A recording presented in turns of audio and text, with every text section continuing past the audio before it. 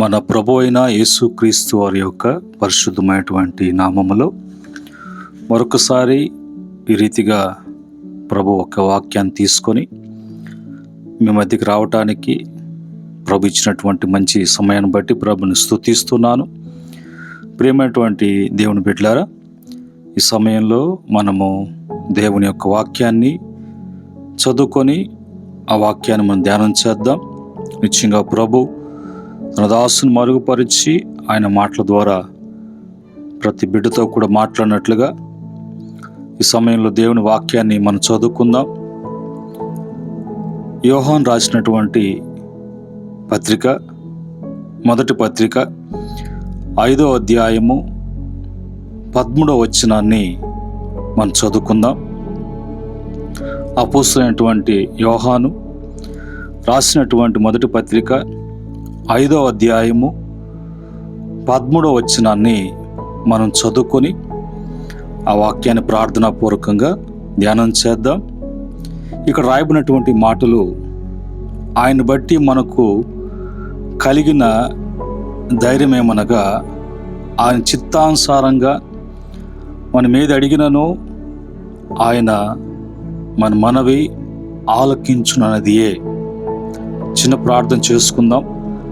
అతి మికిలిగా ప్రేమించిన మా గొప్ప తండ్రి, పరిశుద్ధుడా, మీకు వందనాలు నాయన.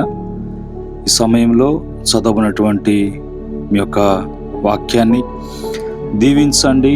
అనేక మందికి నాయన ఆశీర్వాదకరంగా, దీవెనకరంగా మరి మార్చమని, మీరే ఘనత వహించమని యేసుక్రీస్తు నామములో అడిగి వేడుకుంటున్నాము తండ్రి, ఆమెన్.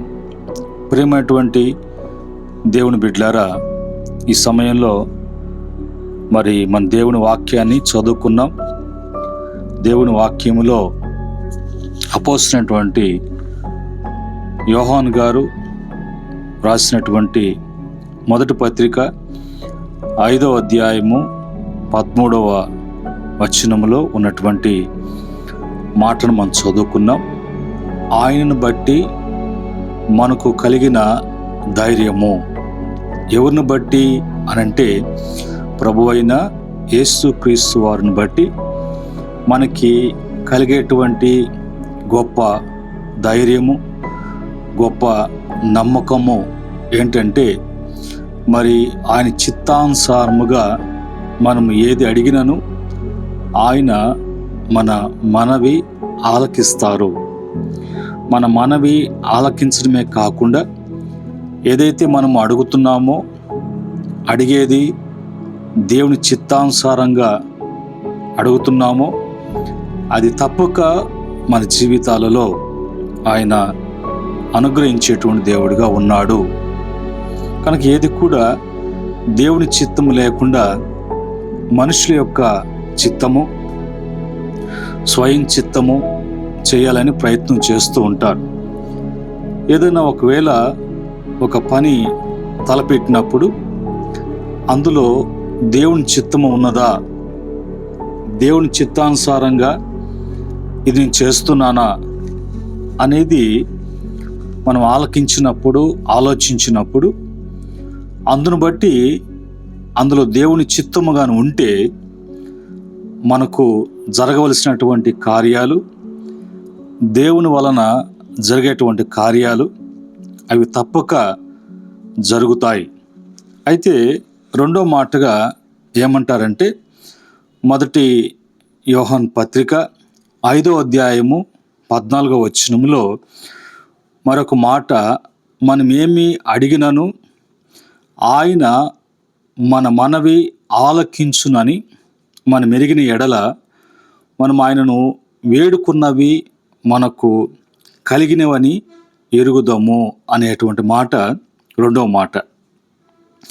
ఒకటి, మనము అడుగుతున్నప్పుడు అది దేవుని చిత్తానుసారముగా, దేవుని చిత్తములై ఉండాలి. ఏది అడిగినా కూడా, ప్రభు మీ చిత్తం అయితే అది మాకు ఇవ్వండి, మీ చిత్తము కానీ లేకపోతే అవి దూరపరచండి. ఏది జరిగినా కూడా మీ చిత్తానుసారంగా జరిగించండి అనేటువంటి మరి మాటలు అనేటువంటి ప్రార్థన మనము చేసినట్లయితే తప్పక అవి ప్రభు ఆలకించి ఆయన చిత్తానుసారంగా ఏది ఇవ్వాలో ఏది చేయాలో అది చేస్తారు. రెండవదిగా మనము అడిగేటువంటివన్నీ కూడా ఆయన ఆలకిస్తున్నాడు. అవన్నీ కూడా మన జీవితాల్లో తప్పక ఇస్తాడు. మన ప్రార్థన ఆలకించేటువంటి దేవుడు. మనం మొరపెట్టినప్పుడు మన మొరను ఆలకించే దేవుడు అని మనం ఎరిగి ఉండాలి. అందుకని ఒక మాట మరి ఇర్మీయా గ్రంథకర్తలో రాయబడినటువంటి మాట ఏంటంటే, మరి నువ్వు గ్రహించినటువంటి సత్యాలు నాకు మొరపెట్టుము, నేను నీకు ఉత్తరమిచ్చేదను. నువ్వు గ్రహించలేనటువంటి గొప్ప సంగతులను నీకు చేస్తాను అని అంటాడు. కనుక మనకి అన్నీ తెలిసినట్టుగా మనము అలాగా ప్రవర్తించకుండా ప్రతిదీ కూడా అవి తెలుసుకోవటానికి ప్రయత్నించాలి. తెలుసుకోవటానికి ప్రయత్నించాలంటే మనము ఎప్పుడు కూడా నేర్చుకునేటువంటి వారంగానే ఉండాలి. ప్రభు ఎదుట మనము ఆయన నేర్పిస్తే నేర్చుకునేటువంటి వారంగా ఉండాలి. అలాగ మనము ముందుకు సాగుతున్నప్పుడు మనలో దృఢమైనటువంటి విశ్వాసము దేవుని వలన మనకు కలుగుతుంది. అందుకని ప్రభు మత్తయి సువార్త 17వ అధ్యాయము 20-21 వచనములో, 21వ అధ్యాయం 22వ వచనములో మీరు అడిగేటువంటి అన్నీ కూడా దేవుడు మీకు ఇస్తాడు, అవన్నీ కూడా మాకు అనుగ్రహించబడి ఉన్నవి అని నువ్వు నమ్మాలి. నీలో ఆ విశ్వాసం అనేది ఉండాలి. ఆవు గింజంత విశ్వాసం ఉంటే చాలు అని యేసు ప్రభువు వారే స్వయంగా ఆయన చెప్తున్నటువంటి మాటలు. ఈ క్రమంలో దేవుని చిత్తం ఉండాలి. రెండోది, నువ్వు అడుగుతున్నప్పుడు అవి ప్రభు నీకు దయచేస్తారని, నువ్వు అడిగేది ప్రతిదీ కూడా దేవుని చిత్తానుసారంగా నువ్వు అడుగుతున్నావు కాబట్టి అవి ఆయన ఆలకించి నీ జీవితంలో అవన్నీ కూడా ఆయన చేస్తాడని ఆ యొక్క విషయాలు మనం మర్చిపోకూడదు. అలాగే వాక్యం సెలవిచ్చినట్లుగా వాక్యాన్ని మనం మర్చిపోకూడదు. మూడవ మాట మరి యోహాను సువార్త 16వ అధ్యాయం 24వ వచనంలో యేసుప్రభు వారు అంటారు, ఇది వరకు మీరు ఏమీ కూడా నా పేరట అడుగలేదు, మీ సంతోషము పరిపూర్ణమగునట్లు అడుగుడి మీకు దొరుకును అనేటువంటి మాట మరి అక్కడ ప్రభువారు అంటున్నారు. ఇది వరకు మీరు ఏది కూడా అడగలేదు, అయితే ఏది అడిగినా కూడా నా పేరట అడగండి, మీ యొక్క సంతోషము పరిపూర్ణమగునట్లు, మీ సంతోషాన్ని ఆనందాన్ని మరొకడు దొంగలించుకుని పోయేటట్లుగా కాకుండా అది మీరు అనుభవించేటట్లుగా నేను అనుగ్రహిస్తాను. కనుక మీరు ఏది అడిగినా కూడా నా పేరట అడగండి, అవి మీకు అడిగింది కూడా దొరికినట్లుగా, మీ సంతోషము పరిపూర్ణమగినట్లుగా అవన్నీ కూడా నేను దయచేస్తాను అని అంటాడు. ఇదే మాట యోహాను సువార్త 14వ అధ్యాయం 13-14 వచనాల్లో కూడా, మీరు నా నామమున దేనిని అడిగినను తండ్రి కుమారుని యందు మహిమపరచబడుటకై దాన్ని చేయును, నా నామమున మీరు నన్ను ఏం అడిగినను నేను చేతును. చూడండి, ఇది ఈ మాటలు మనం మర్చిపోకూడదు. స్వయాన దేవుడే చెప్తున్నాడు. యేసు ప్రభు వారే ఈ మాటలు మనకు తెలియజేస్తున్నారు. అడిగే దాంట్లో చేసే దాంట్లో దేవుని చిత్తం ఉందా? రెండవదిగా అవి దేవుడు నీకు ఇస్తాడని, నువ్వు చేసేటువంటిది దేవుని చిత్త ప్రకారం కాబట్టి అవి ఆలకించి ఇస్తాడని, మూడవదిగా అది ఆయన పేరిట నువ్వు పొందుకుంటావని, యేసు నామములో నీకు అనుగ్రహించబడుతుందని, అలాంటి నమ్మకముతో నువ్వు ఉన్నప్పుడు నీ జీవితంలో తప్పక దేవుని యొక్క కార్యాలు చూడగలవు. అందుకనే దేవుని యొక్క వాక్యములో మరి మనం చూసినప్పుడు దేవుని యొక్క వాక్యములో భక్తులు వాళ్ళకు భక్తి జీవితాన్ని కొనసాగిస్తున్నప్పుడు దేవుని యొక్క చిత్తాన్ని గ్రహించేవాళ్ళు, దేవుని చిత్త ప్రకారంగా చేయటానికి పూనుకున్నారు. వాళ్ళ యొక్క సొంత ఆలోచనలు, వాళ్ళ యొక్క సొంత ప్రయత్నాలు ఏవి కూడా చేయలేదు, కానీ అది దేవుని యొక్క చిత్తం ఏంటో తెలుసుకొని చేశారు. అందులో దావీదుని గురించి ఏమని రాయబడి ఉందంటే, ఈయన నా హృదయానుసారుడు, నాకు ప్రేమైనటువంటి వాడు అని ప్రభు దావీదు గురించి సాక్ష్యం ఇస్తున్నారంటే, దావీదు ఏది చేసినా కూడా దేవుని యొక్క సన్నిధిలో దేవుని చిత్తాన్ని తెలుసుకొని దేవుని చిత్తానుసారంగా అతను ఏది చేయాలన్నా కూడా దేవుని చిత్తం లేనిది ఏది కూడా చేసేటువంటి వాడు కాదు. కనుకనే దావీదు గురించి అతను నా మనసెరిగినటువంటి వాడు, నా హృదయానుసారుడు, అతను నా ఇష్ట ప్రకారంగా చేసేటువంటి వాడు అన్నటువంటి సాక్ష్యము పొందినటువంటి వాడు. అందుకనే గొర్రెలు కాసుకున్నటువంటి దావీదును దేవుడు రాజుగా చేశాడంటే, ఆ స్థితిగతులు మార్చాడంటే, అతను ఏ ప్రయత్నంలో కూడా తన యొక్క సొంతము స్వయచిత్తము తన చిత్తానుసారంగా కాకుండా కనిపెట్టేటువంటి వాడుగా ఉన్నాడు. మన జీవితాల్లో కూడా దేవుని యొక్క చిత్తమేంటో, దేవుని చిత్తానుసారంగా చేయాల్సినటువంటిది ఏంటో అది మనం తెలుసుకున్నప్పుడే మన దేవుని వలన మేలు పొందుకోగలం.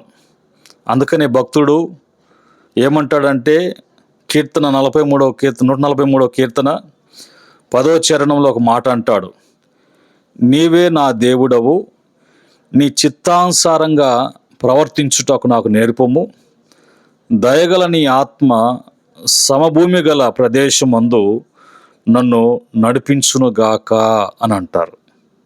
చూసారా, ఈ దినాన మనము ఎందుకు మన జీవితాలలో ఓటమి, ఎక్కువగా నష్టాలు, ఎక్కువ కూడా బాధలు అనేవి మనము అనుభవిస్తూ ఉన్నామంటే, అది చేసేది ఏది కూడా అది దేవుని చిత్తములో ఉందా, దేవుని చిత్తమా అనేటువంటి గ్రహింపు లేకుండా దేవుడు చిత్త ప్రకారంగా చేస్తున్నప్పుడు ఆయన తప్పక నా ప్రార్థన ఆలకించి ఆయన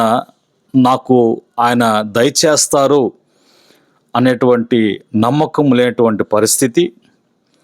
కనుక ఇలాంటి అనుభవాల్లో ఉన్నప్పుడు మన ఏది కూడా మరి విజయము అనేది మన జీవితంలో ఏది కూడా పొందుకోవటం అనేది జరగదని వాక్యము సెలవిచ్చిన రీతిగా ఆయన చిత్తానుసారంగా మనము అడిగితే, ఆయన చిత్తానుసారంగా మనం చేస్తే అవి ఎందుకు జరగకుండా పోతాయి, అవి ఎందుకు మనకు అనుగ్రహించకుండా పోతాయి అనేటువంటి గ్రహింపు ఈ మాటల ద్వారా, ఈ వాక్యం ద్వారా మనం తెలుసుకోవాలి. కనుక ఈ యొక్క సమయంలో ఈ యొక్క మాటను బట్టి పరీక్షించుకుందాం, పరిశోధించుకుందాం. దేవుని చిత్తం లేకుండా చేసినటువంటి పనులు ఎన్నున్నాయో, అలా చేసి ఎంతగా నష్టపోయినామో, ఇవన్నీ కూడా ఒకసారి ప్రభు సన్నిధిలో మనము ఆలోచన చేసినప్పుడు ఆయన చిత్తం కానటువంటి వాటిలో ఎంత నష్టపోయినామో, ఆయన చిత్త ప్రకారం చేస్తున్నప్పుడు ఎన్ని ప్రయోజనం కలుగుతాయో అనే విషయాన్ని మనం బైబిల్లో చూసాం. అలాగా భక్తులు దేవుని చిత్తాన్ని ఎరిగి దేవుని చిత్తం చేసి వాళ్ళు ఎలాగా విజయం పొందారో, ఎలాగ జీవించారో, ఎలాగ వాళ్ళ జీవితాలు సంతోషముగా వెలబుచ్చారో అవన్నీ కూడా మనము దేవుని మాటల ద్వారా, వాక్యం ద్వారా మనం విన్నాం. ఇటు మాటలను బట్టి మనం కూడా ఆయన యొక్క చిత్తాన్ని తెలుసుకోవటానికి ఎప్పుడు కూడా కనిపెట్టి తెలుసుకొని చేయటానికి ప్రయత్నం చేద్దాం. అట్టి సహాయము పరిశుద్ధాత్మ దేవుడు ప్రతి బిడ్డకు కూడా సహాయం చేయనుగాక. ఆమెన్. ప్రార్థన చేసుకుందాం. ప్రేమగల తండ్రి, పరిశుద్ధుడా, మీకు వందనాలు నాయనా. ఈరోజు ప్రభా, మీ చిత్తము, మీ చిత్తానుసారము అనేది తెలియక, తెలుసుకొనక, చేయక ఎన్ని ఇబ్బందులు పడ్డారో, ఎన్ని ఇబ్బందులు పడుతూ ఉన్నారో, అలాగా పడతారు అనే విషయం కూడా మీ వాక్యం ద్వారా వెల్లడిపరిచారు. కనుక ఈ మాటలు బిడ్డలకు నాయనా సరి చేసుకునే అవకాశాన్ని, సరిదిద్దుకునే అవకాశాన్ని, తిరిగి మీ చిత్తములో మీ చిత్తానుసారంగా జీవిస్తూ మీ వలన ప్రతి మేలు పొందుకోవటానికి, ప్రతి మంచి జరగటానికి, ప్రతి విషయంలో ఫలించడానికి, అభివృద్ధి చెందటానికి, క్షేమం కలగటానికి కృపదయచేయమని యేసుక్రీస్తు నామములో అడిగి వేడుకుంటున్నాం తండ్రి. ఆమెన్. పరమ తండ్రి దేవుని ప్రేమ, రక్షకుడైనటువంటి యేసుక్రీస్తు కృప, పరిశుద్ధాత్మ యొక్క అనిన సహవాసం ఈ మాటలు వింటూ సరి చేసుకోవటానికి, పరీక్షించుకోవటానికి ప్రయత్నిస్తున్న బిడ్డలకును, సకల పరిశుద్ధులకును, ఆయన దాసులకును సదా తోడై నడిపించునుగాక. ఆమెన్. దేవుడు మిమ్ములను, మీ కుటుంబాలను, కలిగిన యావత్తును కూడా దేవుడు అన్ని విషయాలు ఆస్వాదించి వర్ధిలింపచేసి స్థిరపరచునుగాక. ఆమెన్.